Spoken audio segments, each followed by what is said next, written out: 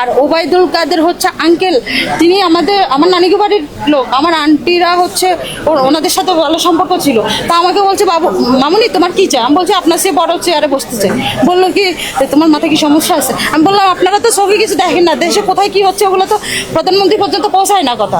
এই চামচাগুলো যারা ছিল এরা তখন পালাইছে সবকিছু নিয়ে, আর রিয়েল যারা দল করছে এরা তো মায়ের খাইছে, খাইছে, ভিক্ষা করতেছে এখন।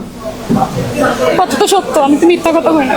কান্নাকাটি করছি, আমাকে কেউ বুঝতে চায় না। আমি যে কথাগুলো বলি, যে মেসেজটা দিই, আমার ক্ষতি হলেও মানুষের যাতে কল্যাণ হয়, যাতে একটা মেসেজ মানুষের কাছে পৌঁছায়, কিন্তু মানুষ কেটে কেটে টুক টুক টুক টুক করে আমাকে ভিলেন বানায় দেয়।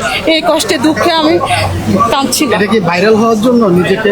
আমি তো ভাইরাল যাই বলি তাই ভাইরাল, কিন্তু ভাইরালটাকে আমি ভয় পাই। আমি তো সাইড নায়িকা না, আমি মেন নায়িকা, আমি একজন প্রযোজক, আমার একটা অবস্থান আছে, আমার ফ্যামিলি আছে। তো আমাকে সবাই দেখে, দেখার পরে যখন আমি এলোমেলো অবস্থায় কথা বলি, এলোমেলো কিছু দেখে, তখন ওদের কাছে আমার ফ্যামিলি থেকে মনে হয় আমার শিকল দিয়ে বেঁধে রাখবে।